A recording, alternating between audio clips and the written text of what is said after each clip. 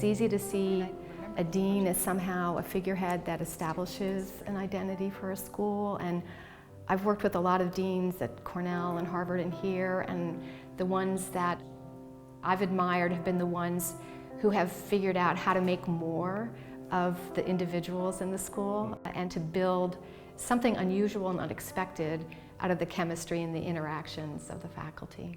My aspiration for this job is to establish the conditions for the school to move from being an extremely good architecture school with great teachers who are doing very interesting individual work to being a place where the work is out there more emphatically through both peer-reviewed design competitions and scholarly work, and where we're building the next generation of intellectual leaders through the PhD students who we're taking on.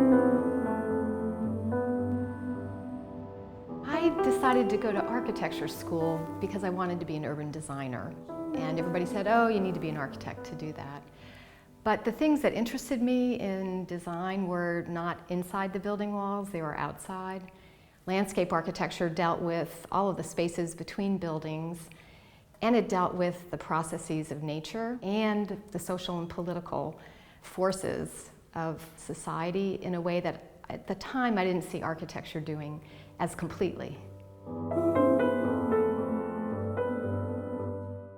Much of UVA was developed in a suburban pattern post-World War II, and it's just gradually starting to feel less car-centric and more pedestrian-centric. So I'm looking forward to a studio I'm going to teach soon on the public spaces of UVA and trying to imagine McCormick Road less as a road and more as a shared public space. And similarly, some of the new spaces around the first-year dorms are still a little bleak, and that might be another opportunity for our students to begin to speculate about possible futures. I'd say the one really good public space that's been built recently is the renovation of the Dell. And what's fantastic about that is it is a kind of comprehensive socio-ecological space, right? It's a great gathering space, but it also performs hydrologically.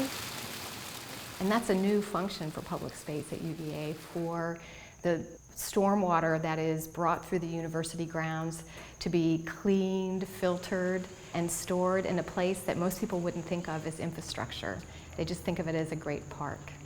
We owe it to not only our students, but I think to other disciplines, to be more reflective about what's powerful about the way that architects and planners think.